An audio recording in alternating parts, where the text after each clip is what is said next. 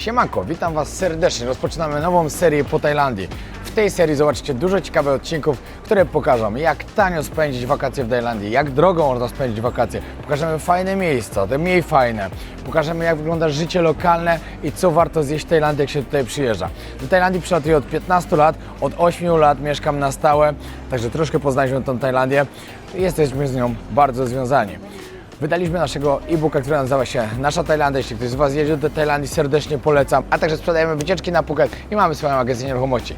W dzisiejszym odcinku, czyli w pierwszym z tej serii, pokażę Wam, jak można za $10 przeżyć dzień w Bangkoku. I uważam, że będzie to bardzo proste, chociaż wiele osób sobie nie wyobraża tego, że można to zrobić.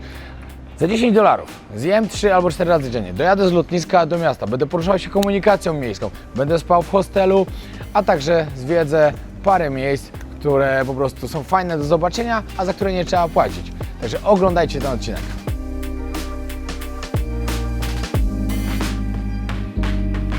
Głównym sponsorem kanału jest marka SFD Suplementy Diety Najlepsze na rynku. Użyj kodu WOJOWNIK10, aby dostać 10% zniżki. Sponsorem kanału jest wypożyczalnia samochodów. Odkryj auto działające na terenie całej Polski oraz w Hiszpanii. Na hasło WOJOWNIK10 dostaniecie 10% zniżki. Partnerem kanału jest marka Enteros Gel, innowacyjny preparat, wyrób medyczny, który wspiera naturalne procesy oczyszczania. Dobra, pierwsza rzecz po wyjściu z lotniska. Musimy znaleźć kantor, który jest dokładnie tam i wymienić $10.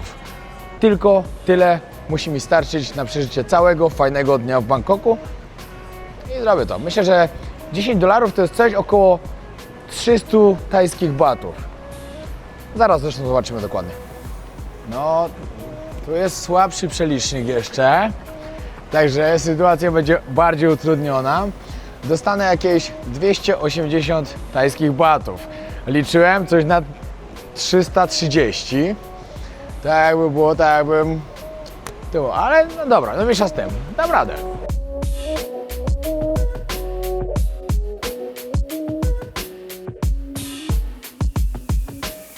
No i tak, moi drodzy, zaczynamy. 280 tajskich batów. W przeliczeniu jest to jakieś 32 zł.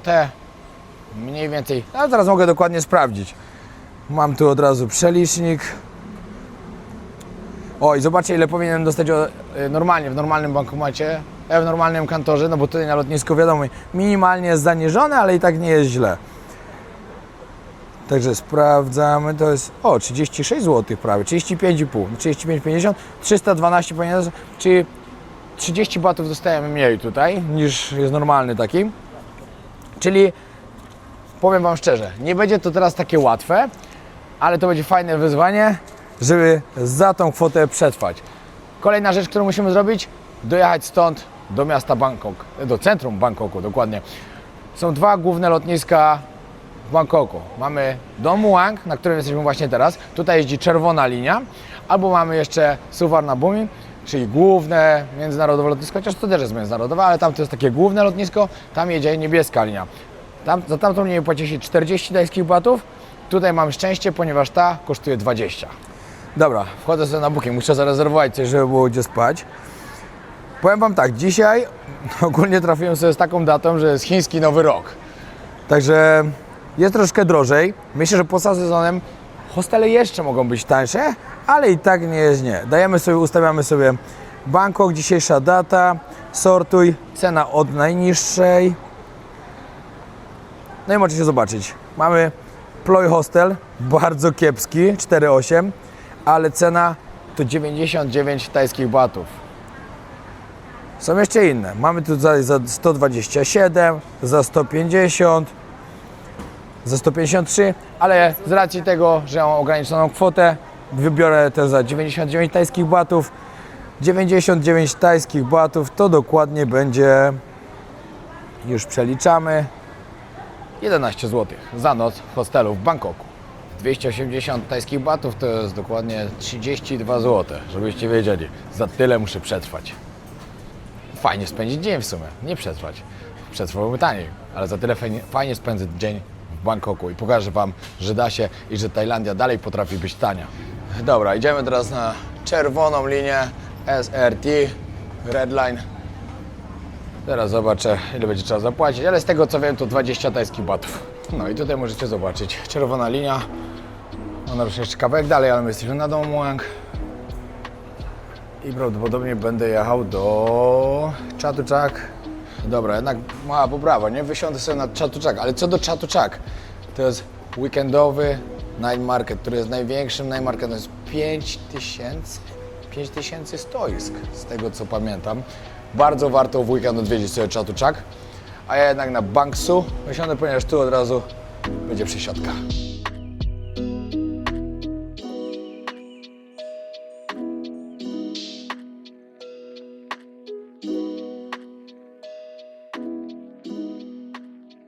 Zaraz przed pociągiem macie tutaj też kantor, w którym przelicznik już jest dużo lepszy, już jest normalny jak na mieście, a wystarczyło wyjść tylko z lotniska. Tutaj bym dostał już 30 tajskich batów więcej na $10, co jest sporo, ponieważ za tyle już mogę zjeść kolejny posiłek, ale ja się podejmuję wyzwania, wymieniłem tam, czyli tyle mam i za tyle dam radę. Ok, tutaj się kupuje bilety w maszynie. Ok, dobra, wybieram stację, którą będę jechał, czyli Krung Pen Aphiwat. Cyk. O, 33. Dobra. Sytuacja się troszkę zmienia. Czemu miało być 20? Co to jest znaczy? 20 dzień. 20 to jak dwie stacje się jedzie. Dobra.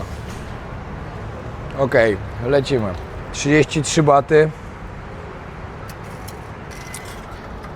Dobra, z 280 odejmuję 33 tajskie baty na bilet, że dojadę do miasta. Wydaje mi się, że dawno nie zmieniali tej reklamy, która tutaj wisi, ale z tego co ja pamiętam kiedyś, to naprawdę 20 batów kosztowała ta linia. No może się zmieniło po prostu teraz.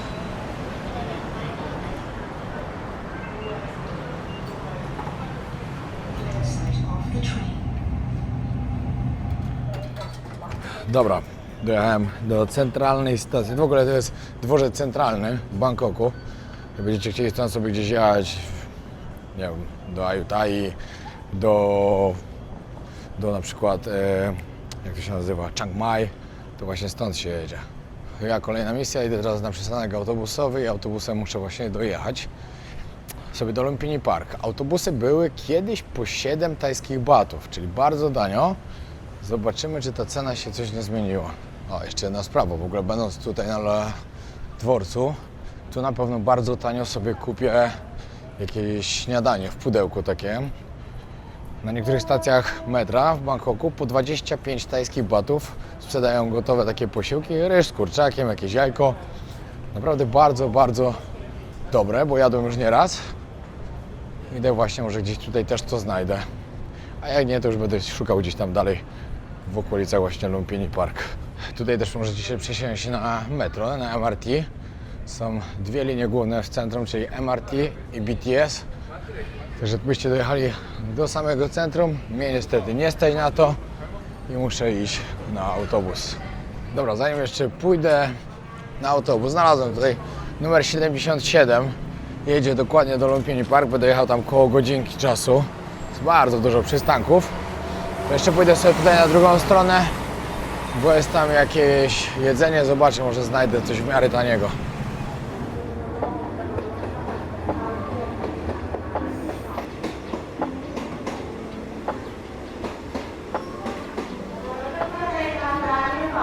Czekajcie, bo akurat pani coś mówi.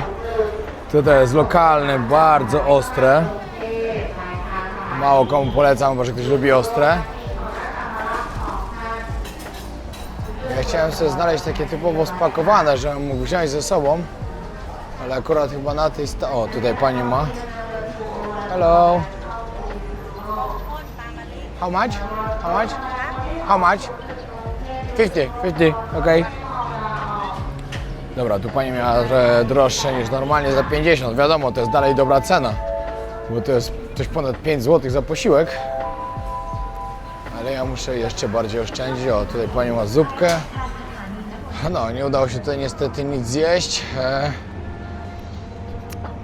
Więc pójdę teraz na autobus, jak wam mówiłem, numerek 77, który mnie tam dowiezie i tam na miejscu spróbuję coś znaleźć, troszkę tańszego.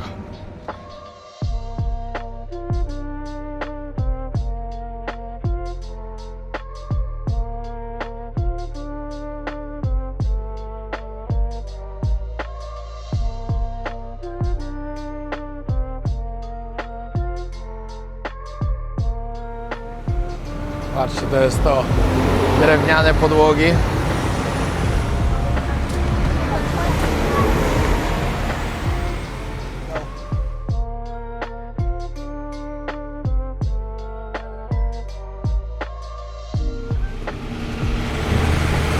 Klimatyzacja, co nie?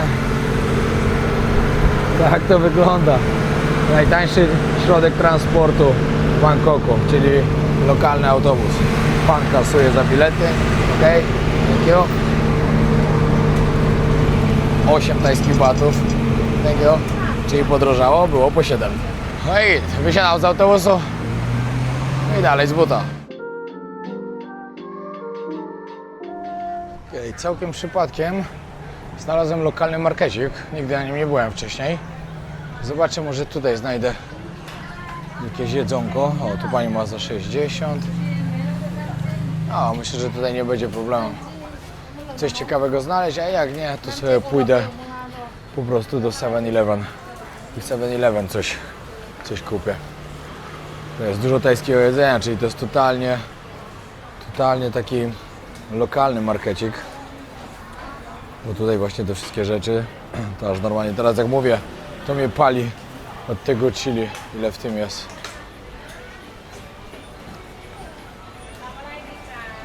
Fajnie, że przypadkowo sobie tutaj trafiłem. No tak jak sobie teraz tutaj chodzę, to chyba nie, całkiem jest lokalny markecik. Chyba bardziej dla turystów trochę, bo dużo cen jest takich dość zawyżonych. Ja wiem, po ile to ma być. Ale nic, no dobra, jeszcze zaraz zobaczę.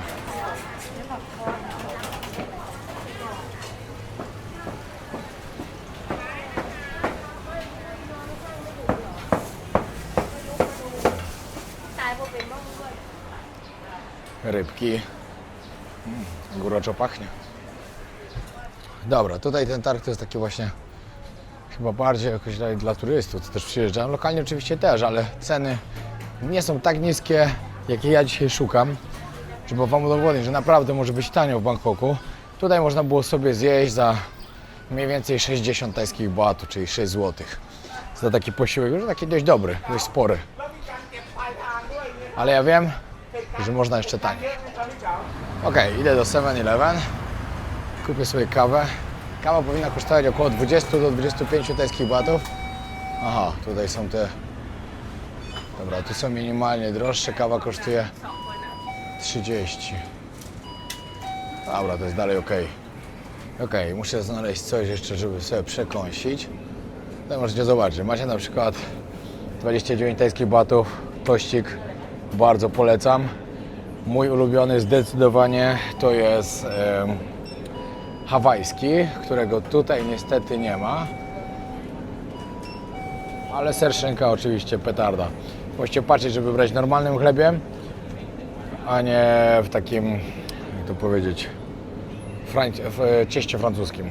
Bo, znaczy przynajmniej ja nie lubię, wy może możecie lubić. Dobra, biorę ze sobą jedną wodę oczywiście, żeby mieć na trasę. Woda, 6 tajskich bahtów. Tutaj w 7-Eleven oczywiście też macie takie gotowe posiłki.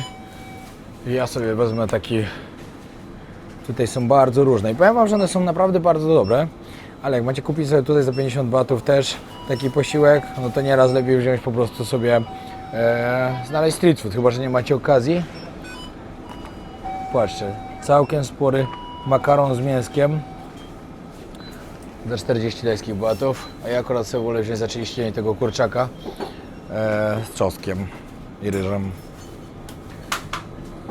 Czekam aż mi podgrzeją moje śniadanko i zrobią kawę. Wiecie, ktoś jak nie pije kawy, 30 do przodu. Ktoś jak wymieni pieniądze już poza lotniskiem, kolejne 30 do przodu, czyli ma kolejne 60 tajskich bahtów. to jest dość sporo. Wodę wystarczy kupić małą, bo jak będziecie w hostelu, to można w hostelach sobie uzupełniać wodę, bo nie ma problemu. Ja po prostu pokazuję tak, jak ja bym wydawał. Okay? Pan oddał mi 5 tajskich batów jeszcze, ze względu na to, że mnie skasował za mrożoną kawę, a nie za gorącą. Gorąca jest tańsza. Czyli wydałem 70 tajskich batów. Czas na moje śniadanko, a powiem wam szczerze, że to jest taka porcja, że spokojnie mi wystarczy na pół dnia. Chociaż i tak będę się starał w moim budżecie zrobić jeszcze tak, żeby zjeść 2 posiłki. Musi mi się to udać, no ponieważ wiadomo, no ludzie jedzą po 3 razy dziennie. Kawka 7-Eleven ogólnie jest bardzo dobra, bardzo wam polecam. Tutaj kosztowała 30 batów, ale nawet można znaleźć takie 7-Eleven, gdzie macie za 20. Na Phuket na przykład, ja kupuję za 20 albo 25 maksymalnie. Nie wiem dlaczego to było drożej, ale było. Super. Nie wiem, tu może być mięsa ze 100 gram. Z 200 gram ryżu. No, 320 gram w sumie ma taki posiłek.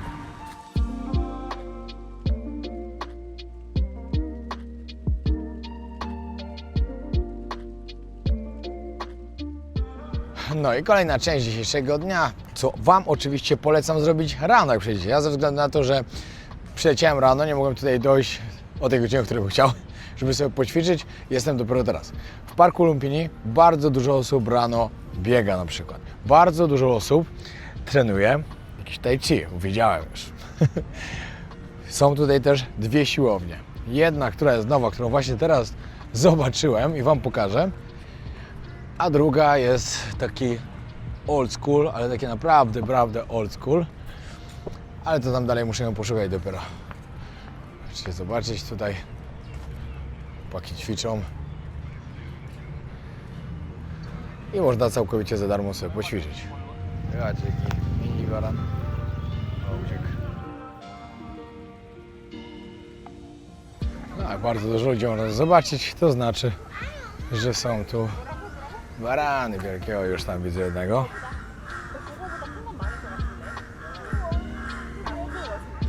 Patrzcie, jaki ten jest byk.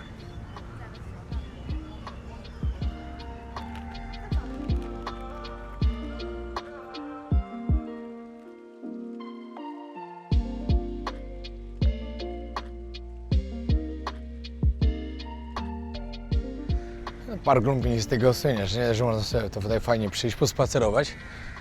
To jeszcze można zobaczyć ogromne jaszczury. Widać, żeby zobaczyć jakiegoś troszkę jak z bliska. Ogólnie to nie jest problem je tu spotkać, to od razu wam mówię. Jest ich tu bardzo dużo.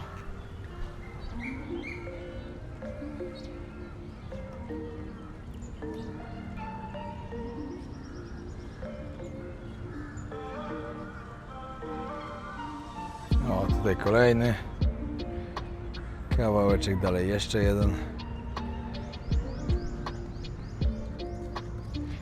Co do samego Bangkoku. Bangkok jest na przykład moim ulubionym miastem na świecie.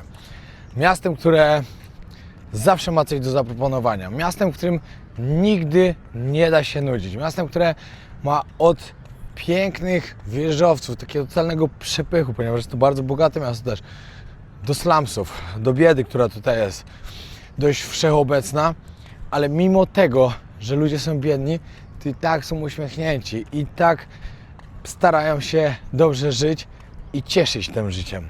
W Bangkoku ogólnie żyje około 10 milionów ludzi. Cała aglomeracja to jest 20. I ktoś mi teraz może powiedzieć, nie, bo ja czytałem, że jest 17, albo że 15, albo że 13. Wiele źródeł podaje różne informacje. Ja mówię to, co słyszałem od Tajów i co oni uważają, ile jest tutaj ludzi. Co by nie było ogólnie, to jest to przeogromne miasto. Z jednej strony na drugą przejechać, kosmos. Nie jest to łatwe. Jeszcze tym bardziej, jak nie wie człowiek, jak się poruszać. Najtańsze środki transportu. Oczywiście autobus, którym jechałem, wejdzie niecałą złotówkę. Będzie water taxi. Znaczy water taxi, nie water taxi, tylko water bus. Nie wiem jak to powiedzieć, nie wiem jak to nazwać. Czyli po prostu kanałami. Bangkok ma bardzo dużo kanałów i pływają tu łódki z tanim środkiem transportu, który wam później pokażę. Prawdopodobnie wam pokażę. Że ja szukam wyjścia i tam jest siłownia, druga nie wiem gdzie ona jest. Kolejna rzecz. Jeśli jesteście sami, metro. Metro zaczyna się od 22 tajskich batów do, nie wiem, nawet 50. Później różowe taksówki są też bardzo tanie, ale jak jesteście już parę osób, jak włączą taksimetr. Kolejne, oczywiście jak jesteście sami, a chcecie szybko gdzieś dojechać, bierzecie sobie taxi bike'a. Nie działa tutaj Uber. Zamawiacie albo Graba, albo Bolta.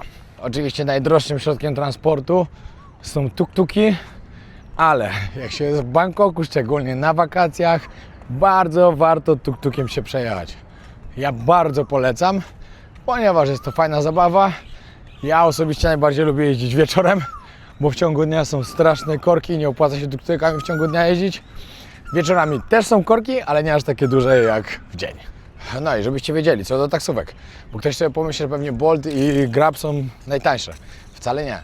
Lokalna, różowa taksówka, jeśli włączy taksimetr, jest najtańsza.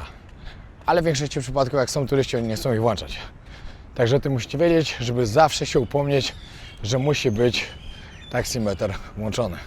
Wtedy zapłacicie naprawdę grosze. Wiadomo, jak chcecie szybko gdzieś dojechać, wyjeżdżają na trasę szybkiego ruchu, która jest płatna, trzeba oczywiście dodatkowo dopłacić, ale i tak się opłaca. Lepiej dopłacić to 20, 30 czy 40 batów, niż stać w korku godzinę dłużej. To jest główna brama wejściowa, mnie jakoś taksówkarz pod inne wejście zawiózł.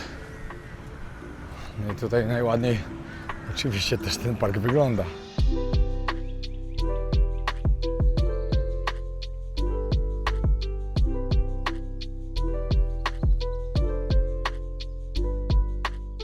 Patrzcie, idę sobie, a tu dwa takie lojki sobie leżą. Ale ogromne. Powiem wam, że jak ktoś nie wie o tym, że one tu są, to idzie się przestraszyć.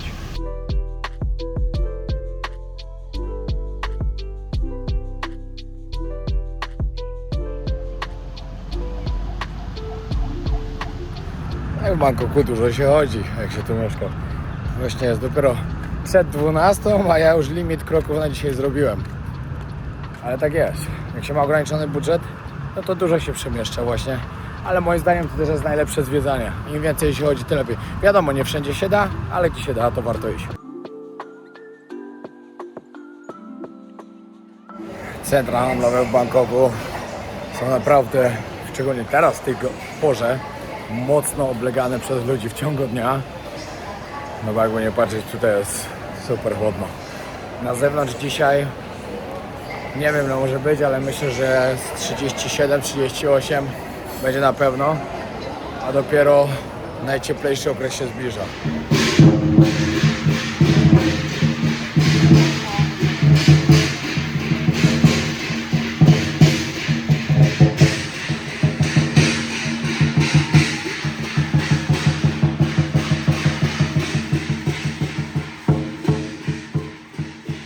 Tutaj teraz jest też fajna miejscówka, znaczy na tym piętrze, zaraz się okaże.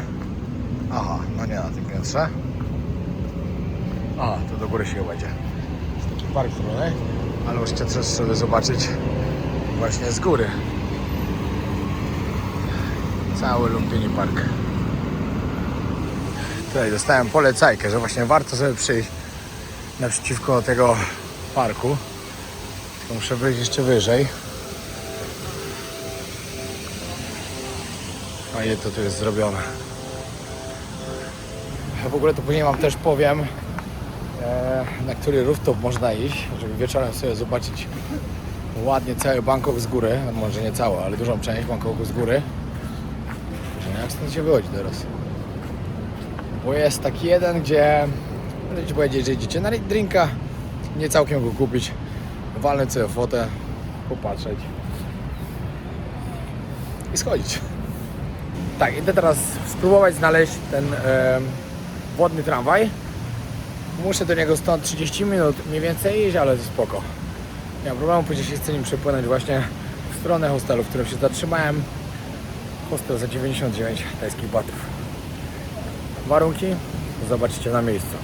Ok, doszedłem już do portu. Normalnie to pojechałbym autobusem, żeby było też tanio, Chociaż tutaj też transport powinien być bardzo tani, tylko ja widzę, że jestem przy głównej rzece. Ja myślę, że ja będę przy kanale. Zaraz się okaże, czy to jest to, o czym ja myślałem. Bangkok Pier. Dobra, zaraz zobaczymy, ile tutaj kosztuje łódka. Ogólnie to miałem zamiar być przy jakimś kanale. I nie wiem, co poszło nie tak. Coś mi się pomyliło. Ale to nic. Ważne, żeby wam pokazać ten środek transportu też jak działa. No i tak. Łódka jest. Bo nie wiem, gdzie się ładuje. Tu mam zamknięte z jednej i z drugiej strony. Naprzeciwko jest tam akurat Icon Siam. Bardzo drogie, chyba najdroższe centrum handlowe w ogóle w całym Bangkoku. Ale z góry jest piękny widok. Później może tam pójdę wam pokazać. Ponieważ właśnie jedną z atrakcji, które chciałem wam pokazać, jest przepłynięcie się rzeką, właśnie lokalną łódką. Ale to miało być później, teraz miał być kanał. No ale cóż, jak nie ma kanału, no to od razu przechodzimy do kolejnej części. Tylko właśnie muszę znaleźć miejsce, gdzie się łapie tą łódkę, ale chyba jeszcze wyżej troszkę. Dobra, źle wszedłem po prostu. Miałem wejść tą uliczkę i właśnie patrz, jakie fajne murale tutaj są. Znaczy murale, graffiti.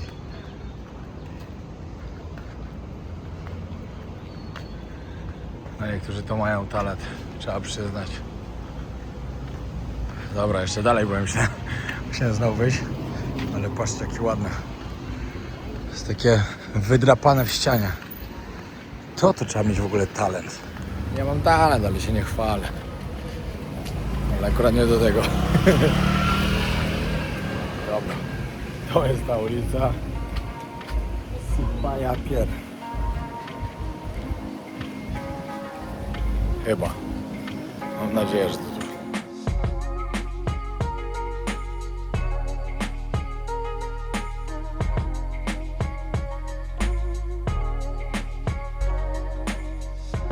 Taką łódkę, jak właśnie tu oglądacie, to są przystanki, gdzie właśnie macie darmowy transport do tego Icon Siam.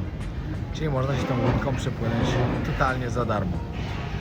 I ona podpływa do Icon Siam, zawraca i płynie, nie wiem, czy na drugą stronę, czy gdzieś tam jeszcze kawałek dalej. Ale to też jest takie ciekawe, że można sobie to zrobić.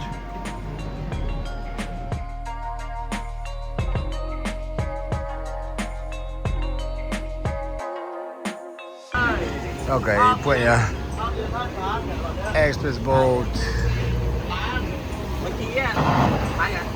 Normalnie lokalna łódka, nie żadna turystyczna.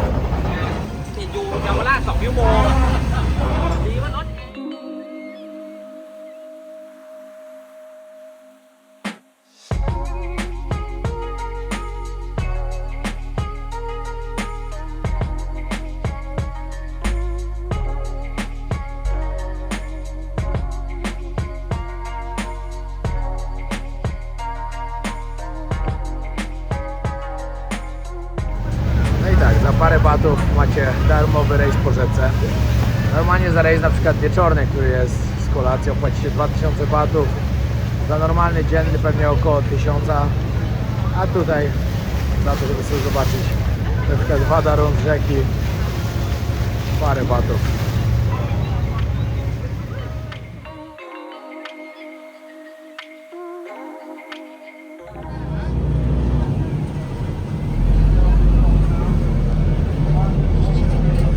Okej, musiałem wysiąść sobie na 10, czyli typowo naprzeciwko Wadarun, co jest spoko opcją. Teraz wam mogę pokazać, chociaż wieczorem też się tutaj wybieram. Jedyne to, że nie wiem, ile ta łódka kosztowała, bo nikt mnie nie skasował za nią. Także nie wiem. Później jak się gdzieś dowiem, albo później może jak się będę płynął raz, to wam dać znać. Postaram się zrobić to tak, żeby wieczorem się nią jeszcze przepłynąć, ale to też w sumie wszystko zależy od pogody, bo troszkę się psuje. Dzisiaj zapowiadali, że ma padać, ale czy będzie padało, to się wszystko okaże. Teraz zmierzam w stronę hostelu, mam tam jeszcze trochę do przejścia, ponieważ mogłem się przysiąść na drugą łódkę kolejną i jeszcze bliżej podjechać, ale stwierdziłem, że jak jestem w tej okolicy, to od razu tu wyjdę, bo tu jest w miarę fajnie. To jest takie dość popularne miejsce ze względu na to, że na drugą stronę płynie się właśnie na Wadarun, a tutaj z tej strony jest Pałac Króla. Pałac Króla, pod którym robią niezłe skamy i wam będą opowiadali, że ten pałac jest zamknięty, żebyście jechali lepiej z nimi, że oni wam pokażą coś innego.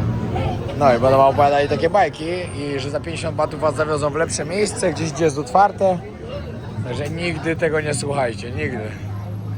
Bo to jest skam, który właśnie tutaj jest praktykowany pod Pałacem Króla. Że będziecie wiedzieć. Przygotuję dla was taki odcinek. Kiedyś chyba z 2 lata temu taki robiłem. Ale w tym sezonie zrobię aktualizację tego. No a tutaj Pałac Króla, który oczywiście nie jest oficjalnym Pałacem Króla. Jest miejscem do zwiedzania, które myślę, że warto odwiedzić.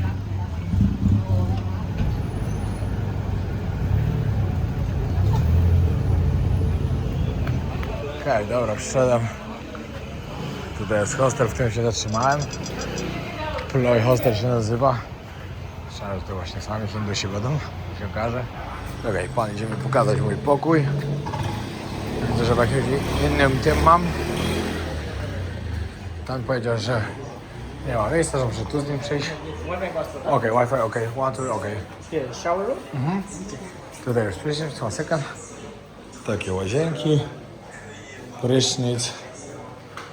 Tak, już prysznic. Okej, wszyscy buty muszę zostawić elegancko. No. Ciekawie. Jasne. Yeah, this down. Okay, thank you so much. Here, locker, huh? Okay, locker, okay, perfect. Thank you so much. The toilet. Toilet. Okay, thank you. Jest kolejna. No faktycznie sami Hindusi tutaj są. I toaleta. No i tak wygląda. Szafeczki, także trzeba mieć swoją kłódkę. Wiatraczek tylko, klimatyzacja dopiero jest od 18, czyli tylko na noc działa klima.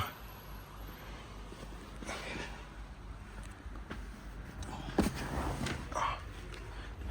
14 łóżek w pokoju, bez klimy jak na razie, tylko wiatrak i 2.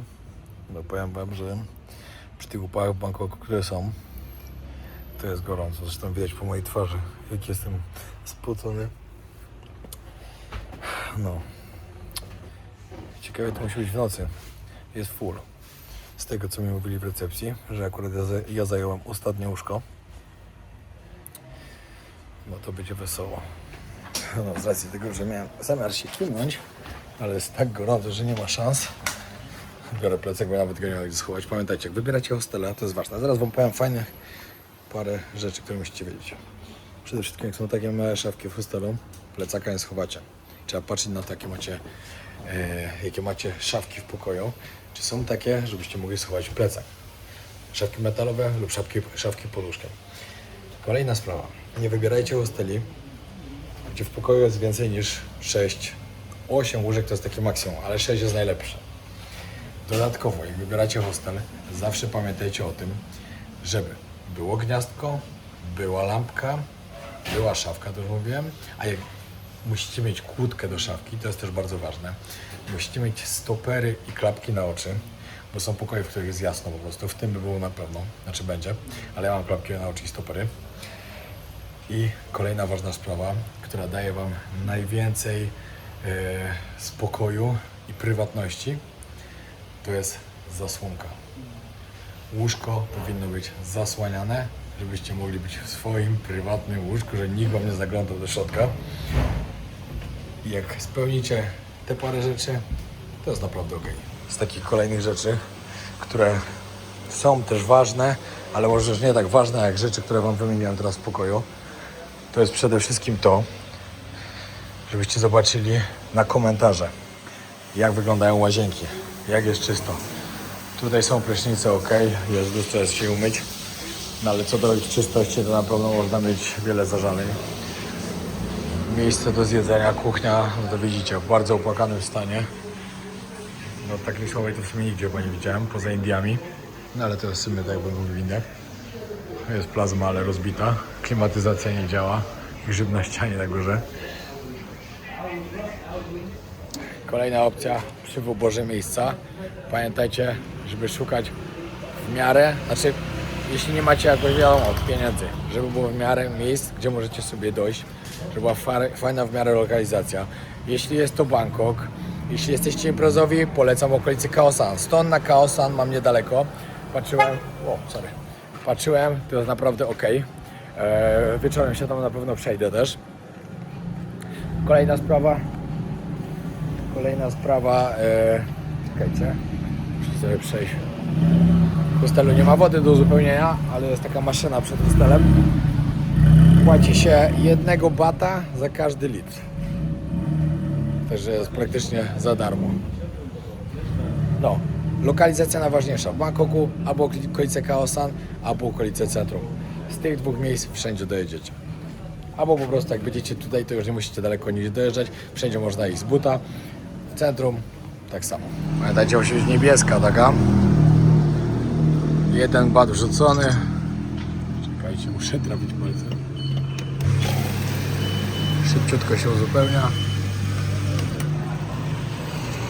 Wypiję sobie jedną i jeszcze doleję drugą, bo mam za litr zapłacony. W ogóle widzę, że na tej ulicy to jest hostel na hostelu. Tu jest jeden, tu jest drugi, trzeci, czwarty, piąty, szósty. Tutaj też jakieś pokoje. 7. Akurat taka ulica. Też dobrze idę teraz znaleźć coś taniego do jedzenia. Zostało mi jeszcze około 70 batów chyba do badania, zaraz sprawdzę. Także muszę jeszcze zjeść obiad teraz i później musimy zostać jeszcze na kolację. Szejki za 50, jedzonko. Patrzcie, tutaj macie pralnię. Pralnia 40 za 1 kg. To jest spoko cena, naprawdę spoko. Ale ja Wam zdecydowanie bardziej polecam, jeśli przyjeżdżacie budżetowo, po prostu iść do takich pralni samoobsługowych. Możecie wrzucić sobie, nie wiem, parę kilo, nawet 10 kilo do pralki. Bierzecie to chyba za 6-7 zł. Za 6 chyba, za 4 suszycie, czyli za 10 zł. Zamiast płacić 400, tak jak tu za 10 kilo, to na przykład tam możecie zapłacić 100. 4 razy mniej.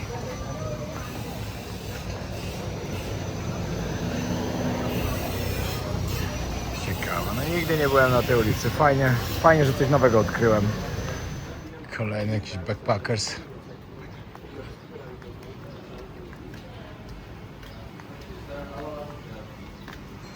Kurde, fajnie tutaj też pozwiedzać. Kolejny region tego Bangkoku. O, patrzcie, kawka za 10 batów. Dochodzę do Khao San praktycznie. To jest taka druga, tutaj jest za Khao San zaraz ulica. Jak będziecie chcieli gdzieś nocować na Khao San, to nie polecam oczywiście na samym Khao San, tylko albo ta ulica tam na wprost. Ja właśnie tam będę szedł teraz. Może Wam tam coś pokażę jeszcze ciekawego. Zobaczymy, czy będzie pootwierane. Tutaj znalazłem sobie takie tanie jedzonko. Pani tu szykuje. Muszę słupkę wezmę, zobaczę. Dobra, jednak zrezygnowałem, bo źle to tam wyglądało.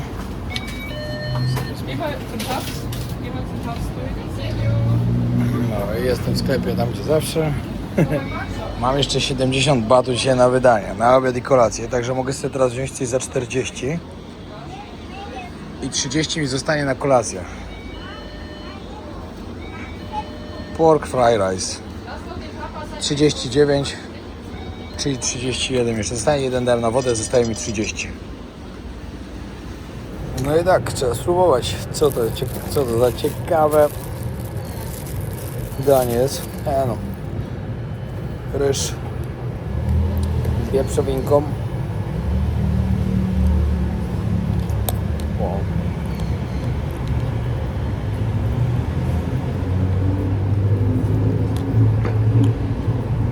Dobra. Dania ogólnie z 7-Eleven są bardzo dobre. Prawda, jak pierwszy raz się kiedyś do tego przekonałem, jak byłem w Japonii, nie miałem hajsu. Trzeba było jeść najtaniej jak się dało. A najtańsze było właśnie z takiego sklepu, tylko wtedy to był Family Mart. Konkurencja zawodowa. I wtedy zobaczyłem, że te tanie są naprawdę dobre. W ogóle to byłem przekonany, że tu w tych uliczkach nie byłem jeszcze wcześniej. Okazało się, teraz sobie przypomniałem, że w Art Hotel to ja byłem 7 lat temu na Songkran z moim kolegą Mateuszem, koleżanką Kasią. Ja był Songkran, właśnie tajski Nowy Rok. I właśnie w tym hotelu się zatrzymaliśmy. Normalnie wróciła mi pamięć. Dobra, teraz sobie wrócę w stronę Icon Siam, czyli tego najdroższego centrum handlowego. Chcę wam pokazać widok stamtąd, jaki jest ładny. Przepłynięcie na drugą stronę jest darmowe, także ludzik. Później wrócę na drugą stronę rzeki. Chciałem wam pokazać właśnie Wanaron wieczorem, jak ładnie wygląda. Z drugiej strony rzeki, co też jest darmowe. Później planuję się przejść na Chinatown. Dzisiaj jest chiński Nowy Rok, także powinny być jakieś parady. Później kolacja, bo zostało mi jeszcze 30 tajskich bagetów. I koniec dnia. Ale jeszcze trochę pozwiedzam. Przyszedłem teraz właśnie do Icon Siam, czyli do tego najbardziej ekskluzywnego centrum handlowego w całym Bangkoku. Najdroższego. Ale przyszedłem do tego dlatego, że jest tu jeden taras widokowy, na który sobie można po prostu iść nad rzeką i oglądać ładny zachód słońca. Znaczy podobno ładny, jeszcze akurat nigdy nie byłem, teraz pierwszy raz idę sprawdzić i zaraz wam pokażę. To centrum handlowe w ogóle jest niesamowicie zrobione, bo parter tego centrum handlowego wygląda, jakbyście byli po prostu na night markecie. Popatrzcie sobie. Panie tak jakby sprzedawały na tym floating market, czyli na tych łódkach. Tutaj panie akurat zupkę sprzedają. Patrzcie, po 25 tajskich batów. To jest akurat zupa z krwią, której ja akurat za bardzo nie lubię. Ale za 25 batów możecie sobie zupę zjeść. I to w takim drogim miejscu. Ale tu jest ludzi wszędzie. No ale to miejsce jest bardzo, ale to bardzo popularne. Pamiątki sobie można też kupić na dole. No, tutaj naprawdę to jest taki najmarkecik. Muszę się przebić i iść właśnie na 6. piętro. Sorry. 6. piętro, tam gdzie jest właśnie ten punkt widokowy. Nie no, patrzcie co nawet można w tym centrum handlowym kupić. Możecie sobie robaki kupić i zjeść robaki. To jest normalne, ale nie sądziłem, że w centrum handlowym. Pająka za 500, skorpiona za 180. Larwy jadłem w Peru.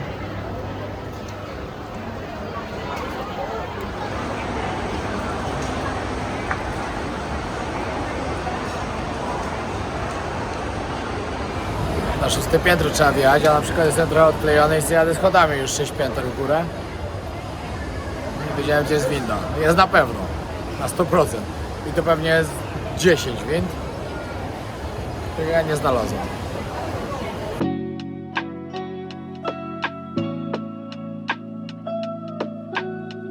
Coś, co wam muszę polecić i to nawet bardzo, nie wiem, czy o tym już mówiłem, czy nie. Możecie zobaczyć. Pływają sobie statki. Jeden za drugim, bo to są wieczorne rejsy, kolacje. Trwają 2 godziny. W ogóle oni płyną jeszcze za wcześnie. Dziwię się, że już płyną. Lepiej sobie poczekać tak do 19:20, a najlepiej o 20:00 płynąć. My tak płynęliśmy. I bardzo, bardzo warto, bo to jest naprawdę świetny rejs. Kosztuje około 200 zł. No ale gwarantuję, że to coś, czego nie zapomnicie na pewno, jak będziecie w Bangkoku. Patrzcie, jaka świetna fontanna tu jest.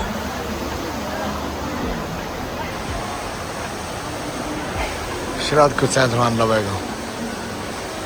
Dobra, pokażę wam, jak tam wyjść. Tutaj jesteście koło Starbucksa na 7. piętrze.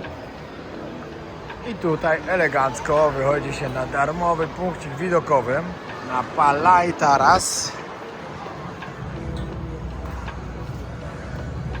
I zaraz zobaczycie, jaki to jest ładny widok. Jeszcze nie jest całkiem ciemno, ponieważ jeśli bardziej ściemni, chcę wam pokazać rooftop, na który można wejść sobie zobaczyć też ładnie. Patrzcie, ile ludzi. Każdy sobie chce przyjść zrobić ładny filmik. Dobra, ja się muszę wbić. Dobra, może tutaj.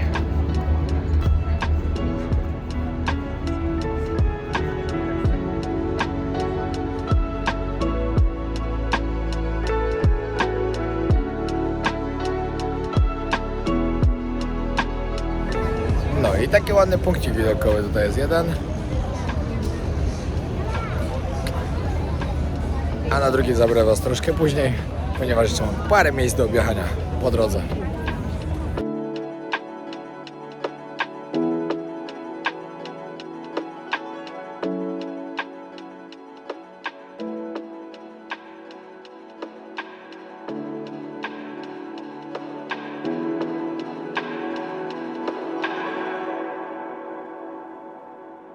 Dobra, powiem wam, że to jest najlepszy sklep z okularami ever. W Stanach go widzieliśmy już. W Stanach tam były takie wielkie twarze. To są takie małe, widać, roboty. Patrz, jak on oczami rusza nawet.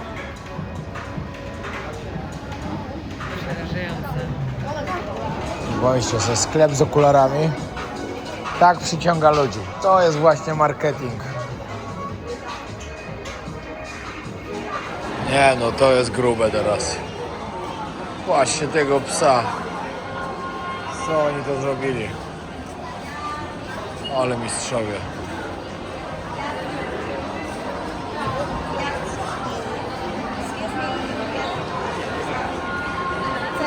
Co jeszcze?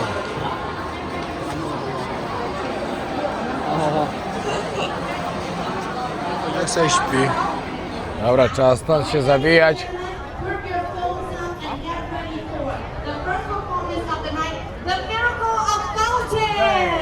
Okej, dobra, coś tu się zaczyna dziać.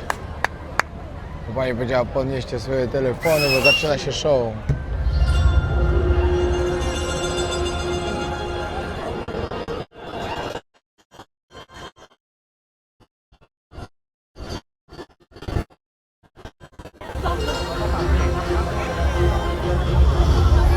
Dobra, teraz się tutaj przecisnąć do portu, to nie będzie łatwa sprawa.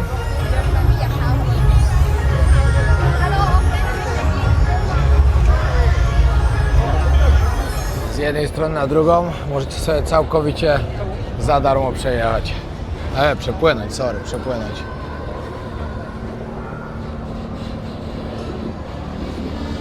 Okej, jestem na Chinatown. Dzisiaj akurat wypada chiński Nowy Rok. Zaczyna się Nowy Rok, czyli rok konia. I powiem wam, że prawdopodobnie zaraz pożałuję, że tu przyjechałem. Bo jest tyle ludzi, takie korki. Ale byłem bardzo ciekawy, czy się coś dzieje, bo widziałem, że obchody w tym roku są... Czekajcie. Zawieszone, czyli że nie ma żadnych obchodów w tym roku z okazji chińskiego Nowego Roku. No i widać, że nie ma. No przez to, że jest otwarta droga, to już widać, że nie ma. Tyle, co ludzie tutaj gdzieś sprzedają, jedzą, ale to jest dzień jak co dzień. Bo 2 lata temu, jak byłem na obchodach chińskiego Nowego Roku w Bangkoku, to ta droga była całkowicie zamknięta. Parada tutaj była, znaczy akurat parady nie zauważyłem, bo nie doczekałem do parady. No ale działo się tu ogólnie coś. A w tym roku widać, że no nic nie będzie, także się przejdę kawałek, może znajdę coś do jedzenia. Zostało mi 25 tajskich batów, 5 zł, 5 batów musiałem wydać jednak za przepłynięcie z jednej strony na drugą. Myślałem, że jest to darmowe, a jednak nie. Nie 5, 6. 6 kosztowało. Także zostały mi 24 tajskie baty. Ale chciałbym wam powiedzieć tylko o tym, że jeśli bym zamienił później pieniądze, byłoby ich 30 więcej. Jeśli bym nie pił kawy, znowu było 30 więcej. Czyli normalna osoba, która nie pije kawy i... Że tu się idzie? Nie pije kawy i pójdzie zamienić pieniądze dalej, na stacji już, a nie na lotnisku, będzie miała 60 tajskich batów więcej, czyli będzie mogła spokojnie wykorzystać sobie to na transport cały dzień po mieście. Czyli na autobusy, na water taxi na przykład. że na łódkę, żeby sobie tam przepłynąć. Spokojnie dacie radę. Spokojnie można normalnie przeżyć cały dzień w Bangkoku za $10. I myślę, że dzisiaj wam to udowodniłem. A są osoby, które na przykład są, nie wiem, na Khao San, stamtąd się nie ruszają na przykład za daleko, wszystko zwiedzają dookoła, także jeszcze więcej zaoszczędzą. Dadzą radę jeszcze taniej. I żeby ktoś mnie nie zrozumiał źle, albo nie mówił, że później, że on nie... O, zaraz wam pokażę coś fajnego. Ja wiem, co ten pan robi i ciekawe, czy to zrobi. Chyba nie. Kurczę. Szkoda, on tu kiedyś taki ogromny ogień robił. O, tutaj się zupki podgrzewają. Jeszcze chociaż jakiegoś szaszłyka jeszcze zjem. I będą wydane całe pieniądze, które miałem to przeznaczone na to. A, i tak jak wam mówiłem, żeby ktoś później nie powiedział, że oszukałem, że on nie dał rady za $10. Ja tylko pokazuję przykładowo, że się da to zrobić. A nie, że ktoś przyjedzie na wakacje później i będzie myślał, że będzie $10 dziennie wydawał, bo tak to nie wygląda. Będziecie wydawać dużo więcej pieniędzy. Ja tylko pokazałem, że da się, że Tajlandia dalej może być tania, tylko zależy, jak się wydaje te pieniądze. Dobra, to miejsce dzisiaj zdecydowanie nie jest tym, gdzie chciałbym być. Także idę gdzieś boczną ucieczkę, boczną uliczkę i robię ucieczkę stąd i jadę dalej. Nie jest ciekawie. Nie no, szczerze, ogólnie ja lubię to miejsce, bardzo lubię, nawet jak to są ludzie.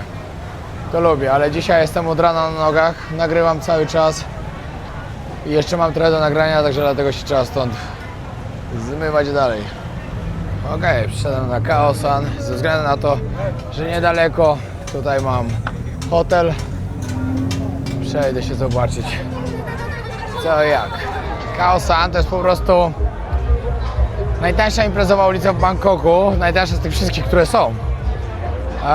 No bo wiadomo, tutaj imprezują backpackersi. Znaczy inni ludzie też, ale głównie backpackersi. Cały czas jakichś Polaków spotykam.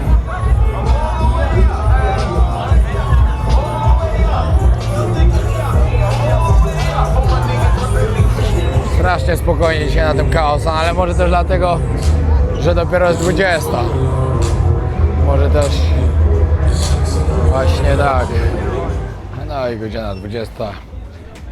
Trzeba wydać to, co zostało, czyli 25 tajskich batów chyba, tak? O ile się nie mylę. Zobaczymy zaraz, na co mi jeszcze wystarczy. O, to... O, dobra, które jest po 25, bo to jest jakieś po 25. O, dokładnie 25. Polecam bardzo, w ogóle bardzo dobre to jest. No i właśnie spukałem się do zera, wydałem całe $10, czyli 280 tajskich batów, które miałem przeznaczone na dzisiaj. Dałem radę. A teraz wam pokażę jeszcze coś ekstra. Stąd normalnie już bym poszedł do hostelu, ale że jest 20, to jeszcze mi się nie chce. Ale pokażę wam coś ekstra. Jakbyście akurat zatrzymali się w okolicach Soi Sukhumvit, tam centrum, pokażę wam, gdzie można za darmo na lekkim wałku wejść sobie na rooftop i zrobić ładne ujęcia, zrobić ładne zdjęcia i zobaczyć w ogóle, jak wygląda. Wiadomo, tam na górze jest bar, powinno się czegoś napić lub zjeść, ale tak naprawdę nikt nie sprawdza, czy wy to zrobicie. Możecie wejść, zrobić zdjęcie, nagrać i zejść w dół. Także wam to też pokażę jeszcze. Dobra, moi drodzy, tak jak wam mówiłem na sam koniec, pokażę wam miejsce, gdzie możecie wejść i nikt nawet was nie pyta, gdzie idziecie. Także wchodzicie na górę. Octave Rooftop w hotelu Marriott na Soi Sukhumvit 57. Chodźcie, pokażę wam. Wchodzicie do hotelu, idziecie od razu w lewo. Później w prawo do windy, naciskacie 45 i później musicie zmienić windę, wjechać jeszcze wyżej i wejść schodami do góry. No i wysiadamy na 45 i... Ej, od razu jesteśmy. Jakim cudem? Jakim cudem jesteśmy? Aha, no i teraz musimy jechać wyżej jeszcze. na 48. No i troszkę się tu zmieniło, niestety. 3 miesiące temu zmienili zasady, że jeśli chcecie iść na samą górę, trzeba kupić bilet na drinka za 650, ale tutaj na tym 45 możecie sobie przyjść.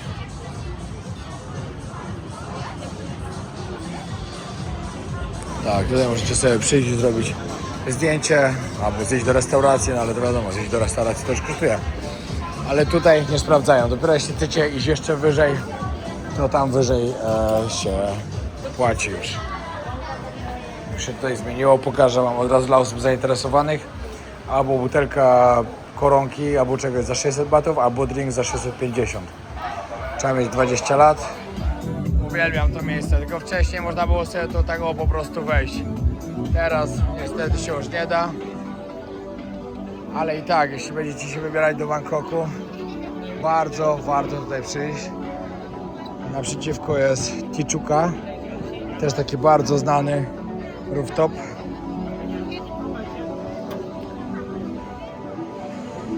I tak to wygląda Bangkok nocą. Kocham ten widok, naprawdę kocham.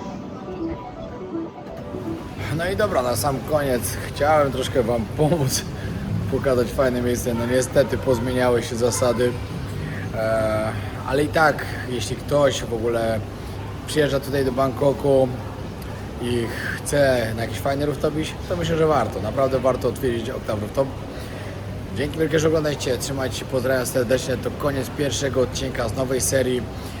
Dajcie znać, czy Wam się podobało, czy myślicie, że też dalibyście radę za $10 lub może jeszcze mniej przeżyć dzień w Bangkoku. A jeśli Ty jeszcze nie subskrybuje kanału, polecam zostawić suba. Będzie naprawdę ciekawa seria. Pozdrawiam serdecznie.